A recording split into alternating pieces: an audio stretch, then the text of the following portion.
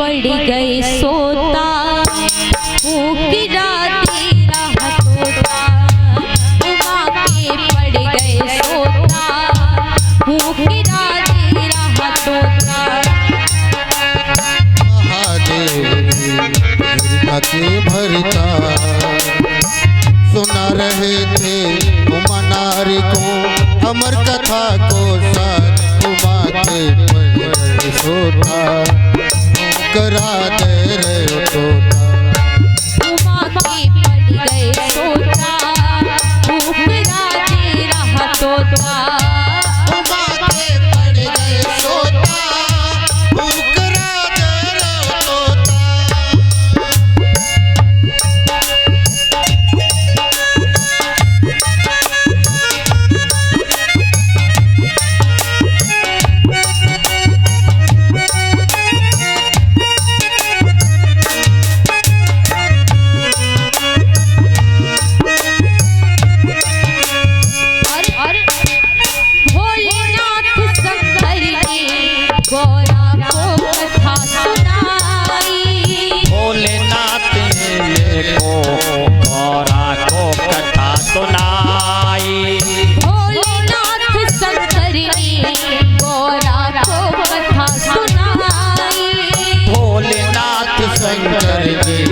भोरा को कथा सुनाई।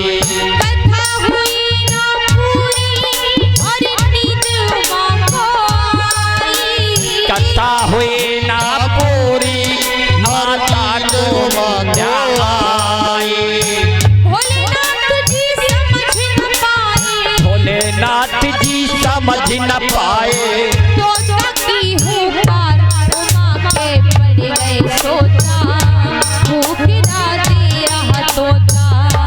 उमा के पड़ गए सोता, करा दे रहे तोता।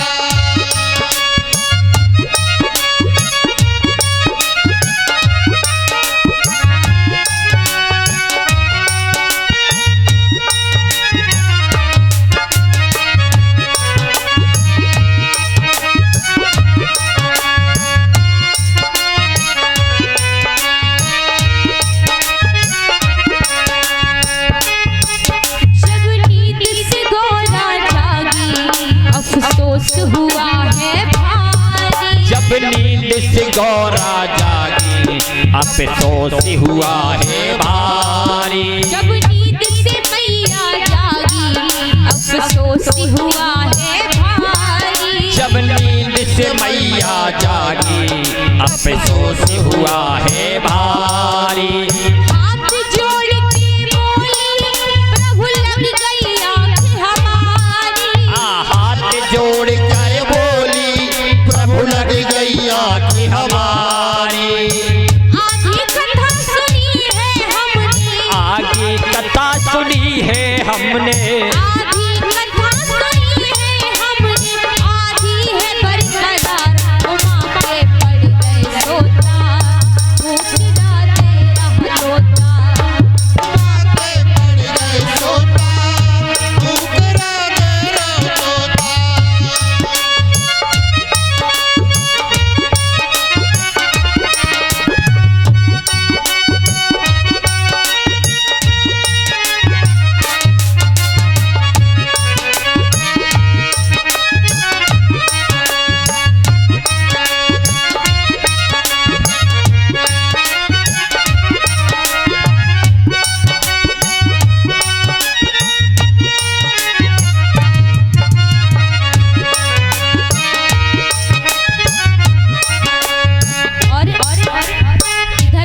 जब मैया सो गई और तोता कथा सुन रहा, कथा पूरी हुई, तोते ने पूरी कथा को सुन लिया। और जब कथा विराम होती है, पूरी हो जाती है, तो भगवान शिव जयकारा लगाते हैं, बोली वृंदावन बिहारी लाल की जय हो। और जब जयकारा लगाया तो मैया की नींद खुल गई। जब मैया नींद से जागी तो बड़ा दुख हुआ कि मैं अमर हो जाती अगर इस कथा को पूरा सुन लेती, लेकिन मुझे नींद आ गई। अब तो मैया कहने लगी प्रभु मुझे माफ कर दीजिए, मैंने पूरी कथा नहीं सुनी। भगवान शिव कहते तुमने कथा नहीं सुनी, मैं दोबारा कथा सुना दूंगा। लेकिन अगर तुमने कथा नहीं सुनी तो कथा आखिर सुनी किसने? क्योंकि जब तुम सो रही थी तो फिर हुकरा कौन दे रहा था? और भगवान शिव ने कहा, अरे कहने लगे शंकर जी ये कथा सुनी है किसने? कहने लगे शंकर जी ये कथा सुनी है किसने? कहने लगे शंकर जी ये कथा सुनी है किसने? कहने लगे शंकर जी ये कथा सुनी है किसने? जिंदा ना छोड़ूंगा ये दिया हुक्रा जिसने। जिंदा नहीं छोड़ूंगा ये दिया होकरा किसने? जब भगवान क्रोध में आते, गुस्से में आते, तो भगवान ने आगे देखा तो केवल मैया पार्वती, दाएं देखा कोई नहीं, बाएं देखा कोई नहीं है, और जब पीछे मुड़कर देखा तो छोटा सा तोता हुक्रा दे रहा है। उस तोते को देखकर प्रभु क्रोधित होते और उस तोते को मारने के लिए उसके पीछे पीछे दौड़ने लगे। आगे आगे तोता डोले, आगे आगे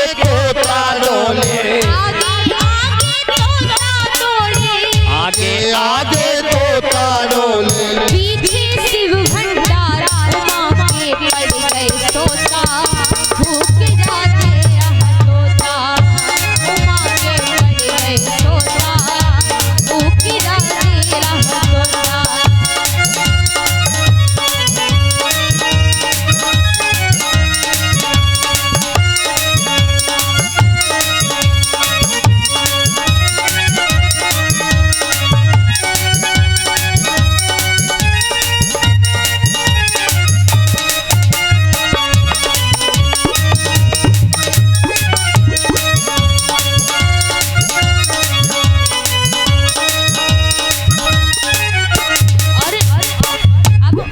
वहां से तोता उड़ा। भगवान शिव रहते ऊपर कैलाश पर्वत पे, और जब मैया कैलाश पर्वत से नीचे उतरते तो वहां पर वेद व्यास जी रहते हैं, जिनकी कुटिया है जिसका नाम है संप्रयास, और उसमें उनकी एक पत्नी है जिनका नाम है बिटिका देवी। उनके घर में कोई बच्चा नहीं है, बालक नहीं है। अपने पति से हाथ जोड़कर कहने लगी, स्वामी हमारी कोई संतान नहीं है। वेद व्यास जी ने कहा कि चिंता मत करो, अगर भगवान की कृपा होगी तो बालक अवश्य होगा, और अगर नहीं होगी तो नहीं होगा, इसलिए आप चिंता मत करो।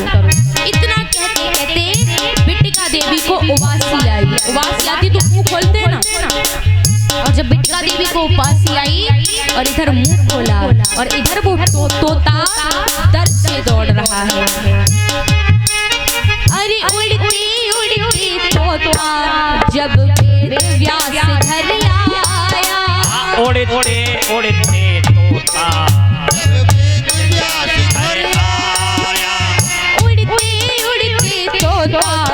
जब वेद व्यास घर आया, उड़ते उड़ते तोता जब वेद व्यास घर आया। उड़ करके जब उनके घर आया, उन्होंने उबासी के लिए अपना मुख खोला, और जब मुख खोला है तो उनके गर्भ में उनके मुंह के द्वारा प्रवेश कर गया।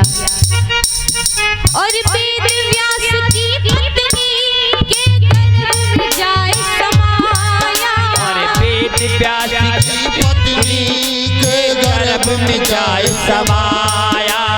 वेद व्यास की पत्नी के गर्भ में जाए समाया, और वेद व्यास की पत्नी के गर्भ में जाए समाया। नाम पड़ा सुखदेव है इनका, नाम पड़ा सुखदेव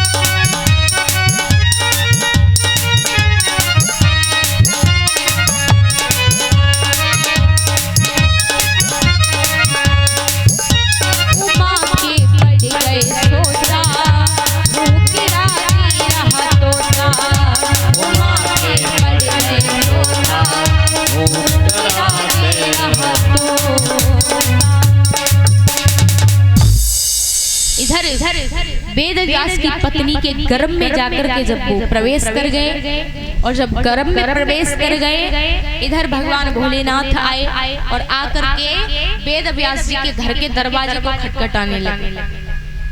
बड़े क्रोध में, बड़े गुस्से में वेद व्यास जी ने दौड़ करके दरवाजा खोला। दौड़कर दरवाजा खोला तो भगवान भोलेनाथ को अपने आगे खड़ा देखते हैं। तो ऐसे ही किसी साधारण व्यक्ति को भगवान ऐसे ही नहीं मिल जाते। वेद व्यास जी की खुशी का ठिकाना नहीं है। लेकिन जब वेद व्यास जी ने भगवान को क्रोध में देखा, गुस्से में देखा, तो अब वेद व्यास जी कहते हैं, प्रभु इतने दिनों से आपके कैलाश पर्वत के नीचे रह रहा हूँ, बस इसी आस में कि कब प्रभु मुझे दर्शन देंगे। इतने दिनों के पश्चात आपने दर्शन दिए हैं, और दर्शन दिए भी तो ऐसी स्थिति में, आप इतने क्रोध में क्यों हैं? भगवान भोलेनाथ ने कहा कि तुम्हारे घर में हमारा चोर छुपा हुआ है, उसे बाहर निकाल। वेद व्यास जी कहते, कौन सा चोर? हमारे घर में तो कोई चोर गया ही नहीं, और आपके सामने दरवाजा खोला, दरवाजा खुला नहीं था, चोर कहां से घुस गया? अब भगवान भोलेनाथ कहते हैं कि उसने हमारी कोई वस्तु नहीं चुराई, कोई साधारण चीज नहीं चुराई, या पैसे कुछ चुराए होते तो बात अलग थी। अब वेद व्यास जी मुस्कुराकर अपने मन में विचार कर रहे, भगवान अरे आप इस कैलाश पर्वत पर कौन से हीरे मोती रखे जो चुरा के ले आया? उसमें तो भांग धतूरे के अलावा दूसरी कोई चीज ही नहीं है, और उस भांग धतूरे का कोई चुरा कर क्या करेगा? अब तो भगवान शिव कहते हैं कि उसने अमर कथा की चोरी की है, अमर कथा चोरी से सुनी है, इसलिए मैं उसे जीवित नहीं छोड़ूंगा। वेद व्यास जी कहते हैं कि अब तो वो अमर हो गया क्योंकि उसने अमर कथा सुन ली है, और आप भगवान ही उसे मार देंगे, और अगर आपने उसे मार भी दिया तो अमर कथा का अपमान होगा। इतना कहकर के प्रभु का क्रोध शांत हुआ, और वहां से प्रभु वापस जाते हैं। और इधर वो सुक बिटिका देवी के गर्भ को ही मंदिर बना लेता है। मंदिर बना लिया और उसी में प्रभु का भजन करने लगे। धीरे धीरे समय व्यतीत हुआ। बच्चा अपनी माँ के गर्भ में 9 महीने तक रहता है। माता ज्यादा हो सकता है 10 महीने, 1 साल रख लीजिए, लेकिन ये ऐसा बालक था कि 1 साल नहीं, 2 साल नहीं, 3 साल नहीं, ये अपनी माँ के गर्भ में 12 सालों तक रहा। सोचिए कैसा बालक होगा, कितना विचित्र। तो इन्होंने 12 वर्षों तक अपनी मैया के गर्भ में निवास किया है। और कहा जाता है कि जीव को सबसे ज्यादा पीड़ा गर्भ में होती है। और जब बताया जाता है कि जीव जब गर्भ में होता है तो भगवान से प्रार्थना करता है कि प्रभु हमें इस दलदल से बाहर निकाल लो, तुम्हारा भजन करेंगे। लेकिन जब वहां से बाहर आता है तो भूल जाता है कि कहाँ भगवान है। खेल में बचपन बीत गया, यौवन अवस्था धन कमाने में बीत गई, और बुढ़ापा दर्दों को सहते सहते बीत गया। जो धन यौवन अवस्था में कमाया था उसे बुढ़ापे में गवा देते हैं बीमारियों में।